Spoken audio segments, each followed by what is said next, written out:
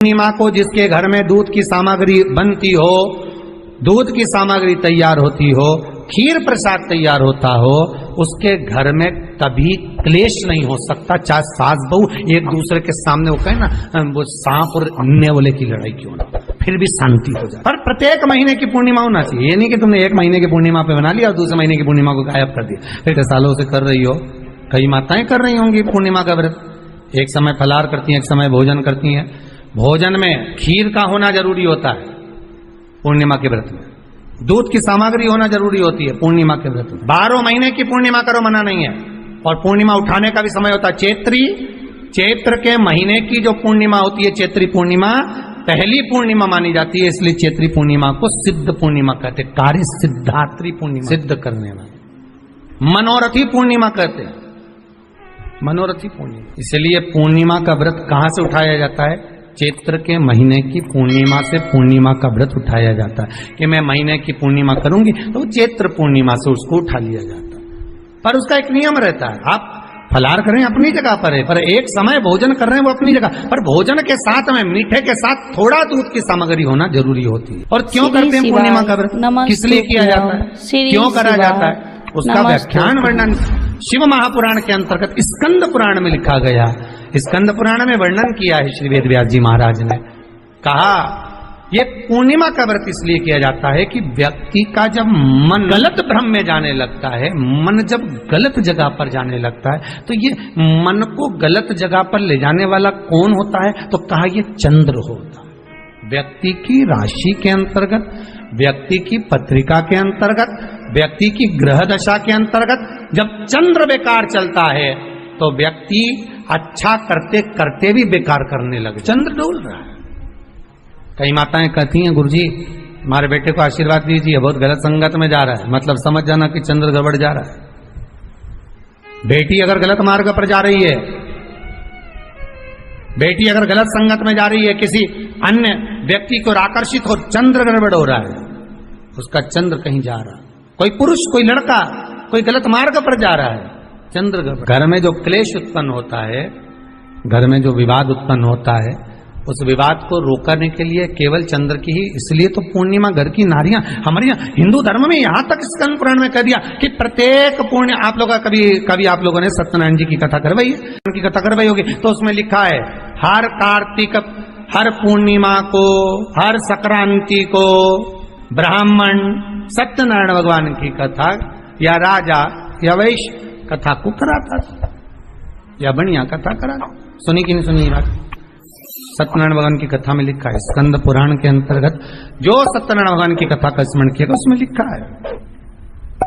श्री शिवाय नमस्तुभ्यम, श्री शिवाय नमस्तुभ्यम। संक्रांति पूर्णिमा को सत्यनारायण की कथा करवाने लगा और ये योनि को प्राप्त हुआ, इस योनि से छूटा, इस योनि में गया, लिखा है सब कुछ। अब उत्ते से समझ जाओ कि पूर्णिमा को सत्यनारायण की कथा करने का बोला, पूर्णिमा को सत्यनारायण की कथा का क्यों बोला? वैसे तो रोज कराओ सत्यनारायण जी की कथा, प्रतिदिन कराओ, मना नहीं है। आप क्या कोई विशेष फंक्शन है आप सत्यनारायण जी की कथा करवा, पर पूर्णिमा संक्रांति को, और संक्रांति को पूर्णिमा को सत्यनारायण की कथा का स्मरण क्यों करवाया गया? क्योंकि पूर्णिमा के दिन अगर ये भगवान का व्रत रख लेगी, पूर्णिमा के दिन अगर ये खीर का प्रसाद बना लेगी, थोड़ा सा दूध की कोई सामग्री बना लेगी और भगवान को भोग लगा देगी, भले सत्यनारायण भगवान के भाव से बनाए, भले सत्यनारायण जी के निमित्तार्थ बना, पर अगर इसने सत्यनारायण भगवान के निमित्त से बना, पर पूर्णिमा के दिन अगर ये व्रत रखेगी, उपास रखेगी या कोई सामग्री बनाकर भगवान की पूजन कर लेगी,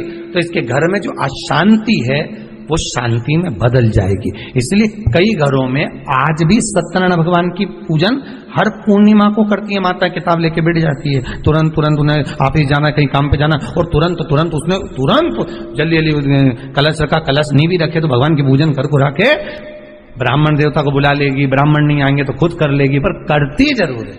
इतना सा आटा सेक लेगी, पंजेरी बनाई, सीरा बनाई, मिठाई रख दे, कुछ भी करेगी, पर सत्यनारायण की कथा कर ले, उसका मन लग गया उसमें।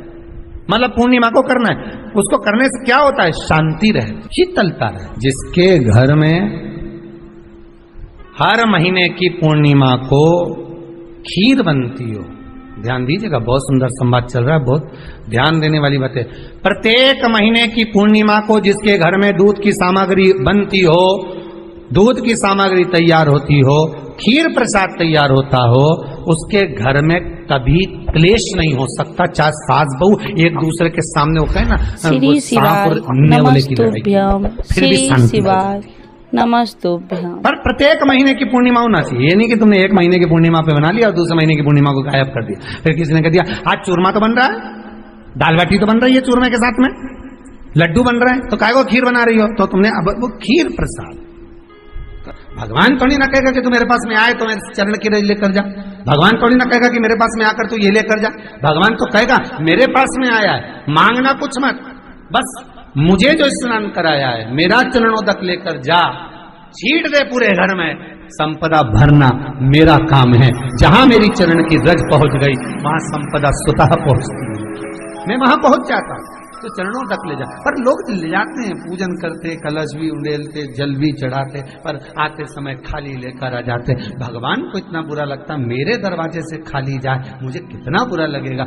जो आए वो भर कर जाए, भले 2 बूंद लेकर आओ, पर उसमें चरणों तक थोड़ा सा लेकर अवश्य आए। आपने भी सुना होगा, घर की जो माताएं होती हैं, कभी भी घर का रसोई घर का बर्तन जिसमें सब्जी बनाई है, 50 लोग अगर जिमने आ रहे हैं और कह दिया आज का निमंत्रण है, 50 लोगों का पार्टी है, ये है वो है, सुहागिल है या ब्राह्मण भोज है, तो वो जो खीर का पात्र होगा, जो बर्तन होगा, जो सब्जी का पात्र होगा, माँ उसको खाली जल्दी नहीं करती है। भले उसमें सब्जी थोड़ी ना थोड़ी पड़ी रहने देगी, जब तक सब जिम कर नहीं चले जाएंगे तब तक उसमें पटक कर रखेगी। क्यों? क्योंकि उसमें उसकी बरकत है। उसी तरह जल चढ़ाने के बाद हम जब लेकर आते हैं पात्र के अंदर, ये उसमें उसकी बरकत है। गर्ग संहिता में दूसरी चीज कही, उसको भी समझ लीजिए।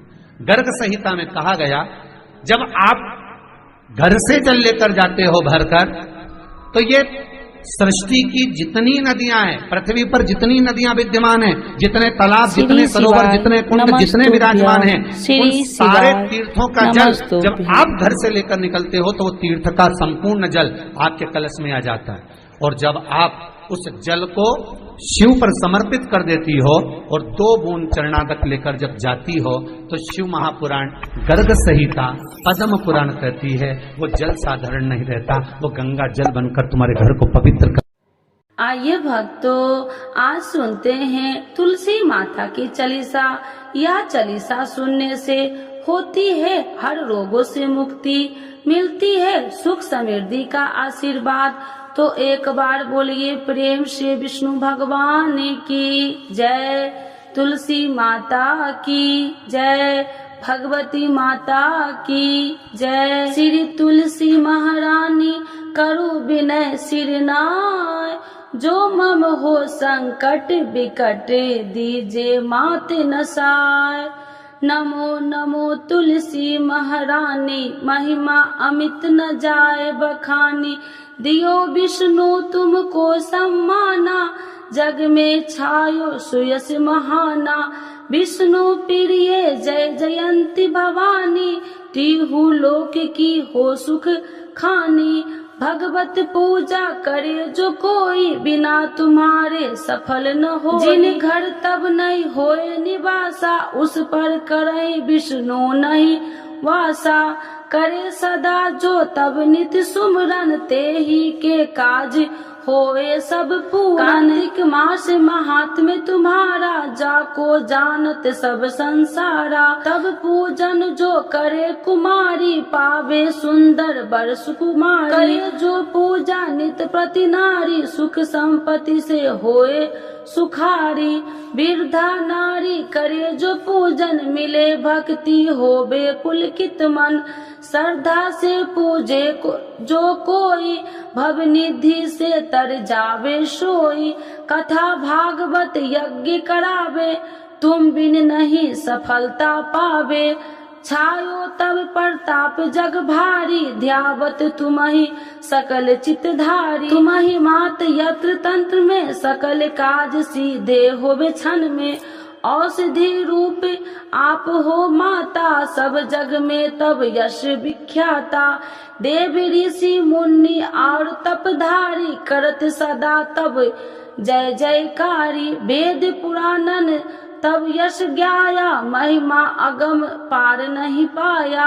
नमो नमो जय सुख कारिणी नमो नमो जय दुख निवारिणी नमो नमो सुख संपत्ति देनी नमो नमो अख काटन छेनी नमो नमो भक्तन दुख हरनी नमो नमो दुष्टन मद छेनी नमो नमो भव पार उतारिणी नमो नमो परलोक सुधारिणी नमो नमो निज भक्तन उबारिणी नमो नमो जन काज सवारिणी नमो नमो जय कुमति नशावनी नमो नमो सब सुख उपजावनी। जयति जयति जय तुलसी माई ध्याऊ तुमको शीश नवाई निर्जन जानी मोहि अपनाओ बिगड़े काज आप बनाओ करूँ विनय मैं माते तुम्हारी पूर्ण आशा करूँ हमारी शरण चरण कर जोड़ी मनाओ निस दिन तेरे ही गुण गाऊं करऊँ मात यश अब मोह पर दाया निर्मल होए सकल मम काया मांगू मात या बर दीजे सकल मनोरथ पूर्ण कीजे जानू नहीं कुछ नेम उचारा क्षमहु मात अपराध हमारा 12 मास करे जो पूजा ताशम जग में और न दूजा। प्रथम ही गंगा जल मंगवावे फिर सुंदर स्नान करावे चंदन अक्षत पुष्प चढ़ावे धूप दीप नैवेद्य लगावे करे आचमन गंगा जल से ध्यान करे हृदय निर्मल से पाठ करे फिर 40 की स्तुति करे माते तुलसी की यह विधि पूजा करे हमेशा ताके तन नहीं रहे कलेशा करे मास कार्तिक का साधन शोभे नित्य पवित्र सिद्ध हो जाई है यह कथा महासुखदाई पढ़े सुने सो भव तर जाई। यह श्री तुलसी चालीसा पाठ करे जो कोई गोविंद सो फल पावही जो मन इच्छा होई। तो एक बार बोलिए प्रेम से विष्णु भगवान की जय, तुलसी माता की जय, भगवती माता की जय, सर्व देवी देवताओं की जय।